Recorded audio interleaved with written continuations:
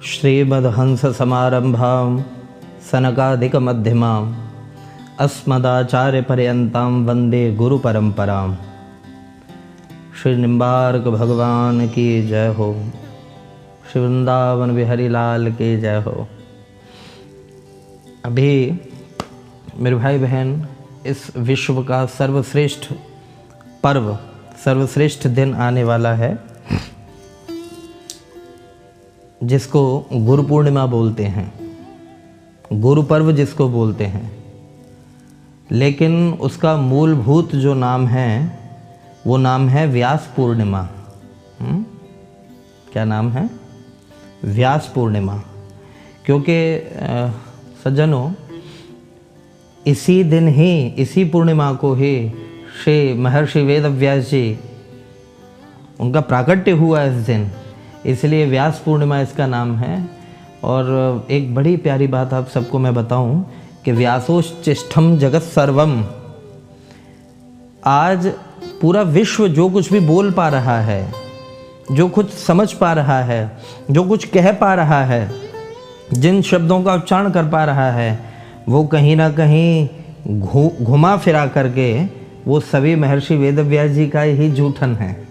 हाँ, पूरा विश्व आज जो कुछ भी बोल रहा है वो महर्षि वेदव्यास जी की ही देन है। ऐसे महर्षि वेदव्यास जी के चरणों में कोटि कोटि प्रणाम है, कोटि कोटि प्रणाम। क्योंकि धर्मानुकूल हम जो कुछ भी बोल पा रहे हैं ये सब महर्षि वेदव्यास जी का दिया हुआ है, सब महर्षि वेदव्यास जी का। तो ऐसे व्यास पर्व को, ऐसे गुरु पर्व को हम लोग खूब प्यार से मनावें, बड़ी श्रद्धा और निष्ठा से मनावें। इस पर्व की आप सभी को खूब खूब बधाई। ये पर्व पहले तो आप सबको मैं निश्चित करूं कि कई लोग पूछ रहे हैं कि क्या तिथि है, किस दिन का, बड़ा कन्फ्यूज़न। क्योंकि हमारे यहाँ हिंदू परंपरा में, सनातन धर्म में प्राय उत्सव 2-2 दिन के हो जाते हैं। क्योंकि वो तिथियों के समय के अनुसार कई लोग उदयात तिथि की मानते हैं, कई लोग अपने हिसाब से स्मार्त और वैष्णवों का जो चक्कर है। बहरहाल मैं आपको बात बताऊं कि जो गुरु पूर्णिमा है, व्यास पूर्णिमा, वो 23 तारीख को लगभग मेरे ख्याल 10:42 से 24 तारीख को 8:02 तक है, सुबह 8:02 तक। 23 को सुबह 10:42 से 24 तारीख को 8:02 तक है। तो मैं आप सबसे निवेदन करूं कि पूर्णिमा का महत्व रात्रि का होता है, तो इसलिए गुरु पर्व जो होगा वो 23 तारीख का रहेगा।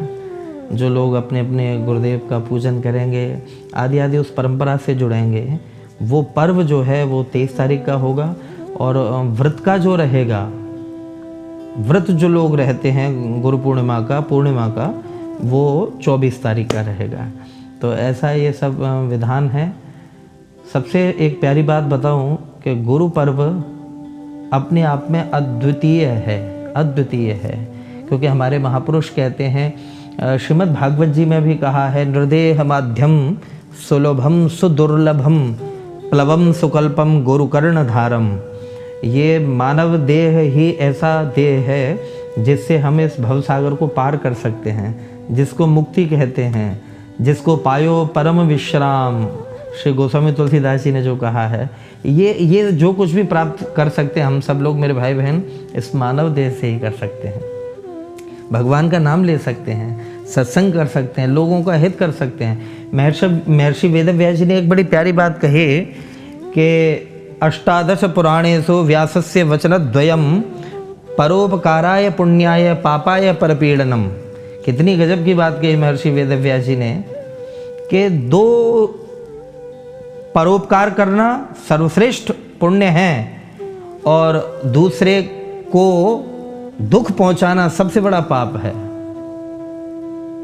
सबसे बड़ा पाप है। तो मेरे भाई बहन, इस चर्चा का, इस बात का पालन करते हुए हमें जीवन जीना चाहिए। लेकिन इसमें एक बड़ी ख़ास बात कहूँ कि यदि गुरु पूर्णिमा पर्व आपको सही से मनाना है, बहुत प्यार से समझें, गुरु पूर्णिमा पर्व यदि आपको बहुत सही से, बहुत सटीक तरीके से मनाना है, तो सबसे पहले गुरु पूर्णिमा वाले दिन आप सब लोग अपनी माँ का पूजन करें। सबसे पहले अपनी माँ का पूजन करें, क्योंकि जो समझदार लोग हैं वो सब जानते हैं कि हमारे धर्म ग्रंथ, महापुरुष, शास्त्र इत्यादि सब आज्ञा करते हैं कि बालक या बालिका की प्रथम गुरु यदि कोई होती है तो वो माँ होती है।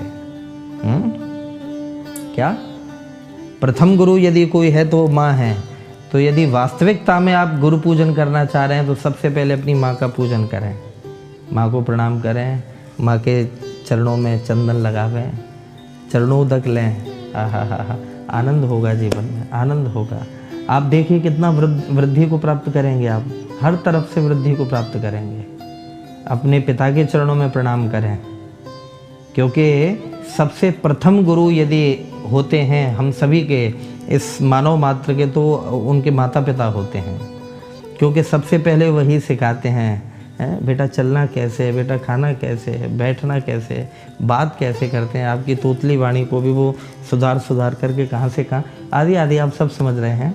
तो सबसे पहले मेरी जो भावना है, सबसे प्रथम पूजन अपने माँ बाप का करें आप लोग। उसके बाद गुरुदेव भगवान का पूजन करें। और हमारे महापुरुष भी कहते हैं सबसे पहले मातृदेवो भवः, पितृदेवो भवः, आचार्य देवो भवः, तब अतिथि देवो भवः।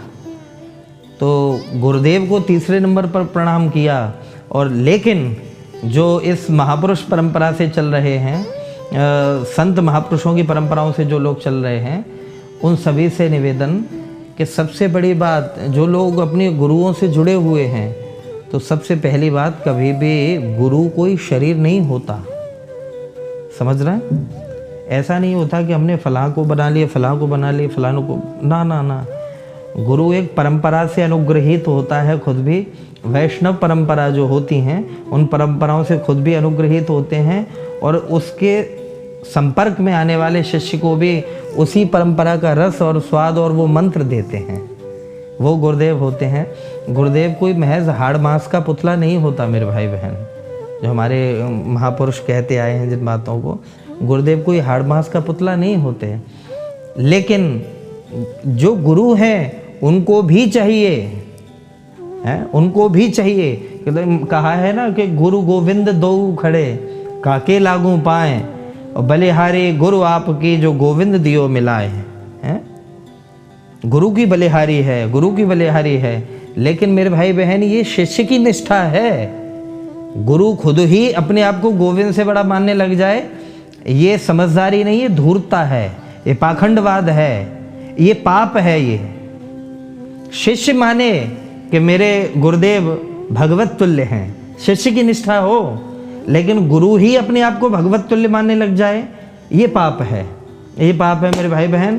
तो इसलिए बड़े प्यार से, बड़ी निष्ठा से आप सभी लोग पूजन करें। और इस दौरान मैं आप सभी से एक निवेदन जरूर करूंगा कि हमारे जो 7 वार होते हैं, सप्तवार, 7 डेज, तो उसमें एक थर्सडे है जिसको बोलते हैं बृहस्पतिवार, आम भाषा में बोलते हैं उसको गुरुवार। तो ये गुरु का ही वार है मेरे भाई। अगर आप लोग कुछ कर सकें तो प्रयास करिएगा कि रात्रि के समय एक हल्दी की गांठ आप लेकर के, किस रात्रि को, यानी कि 23 तारीख की रात में आप शाम को हल्दी की गांठ गैया के दूध में डाल दीजिएगा उसको। फिर से सुने, रात्रि के समय एक हल्दी की गांठ गैया के दूध में छोटी सी टुकड़ा डाल दीजिएगा, भले ही हल्दी का, गैया के दूध में डाल दीजिएगा और रात भर उसको रखा रहने देना, रात भर रखा रहने देना।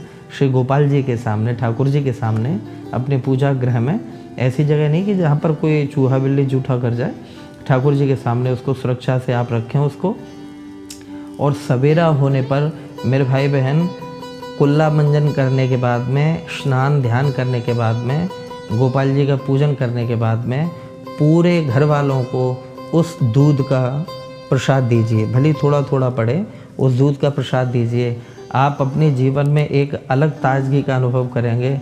और जिनकी बुद्धि कुंद हो रही होगी, जिनकी, कई लोग आपने देखे हैं कि सब कुछ है लेकिन बुद्धि कुंद पड़ी हुई, कुछ नहीं कर पा रहे हैं, कुछ भी नहीं कर पा रहे हैं, तो जिनकी बुद्धि कुंद पड़ी हुई है वो लोग इस उपाय को करें, रात्रि में गाय के दूध में हल्दी की छोटी सी गांठ डाल करके छोड़ दें और सुबह गोपाल जी को स्नान पूजन पाठ करने के बाद में उसके बाद वो दूध अपने सारे घर वालों को दें आप प्रसाद रूप में। आप देखिए उनकी बुद्धि खुलने लग जाएगी, बुद्धि प्रखर होने लग जाएगी उनकी। तो ऐसी गुरु परंपरा को आप लोग खूब बड़े प्यार से मनावें, खूब बड़े श्रद्धा भाव से मनावें। और एक बड़ी स्थिति की बात कि गुरु परंपरा को इतना जटिल ना बनाओ।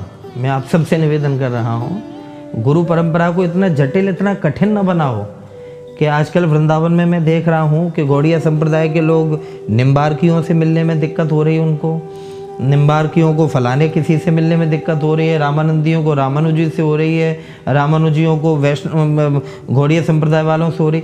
ये कुछ घुटन भरा माहौल महापुरुषों में तो बिल्कुल भी छू करके नहीं गया, लेकिन उनके जो फॉलोअर्स होते हैं, उनके जो अनुयायी होते हैं, वो बहुत ज़्यादा गंदा ही कट्टरवाद फैला रहे हैं। वृंदावन धाम में रह करके यदि इतना द्वेष भाव रखोगे अपने मन में तो भक्ति को नहीं, नाश को प्राप्त करोगे। फिर ये मैं श्राप नहीं दे रहा हूँ, निवेदन कर रहा हूँ, भक्ति नहीं, वो नाश को प्राप्त करोगे।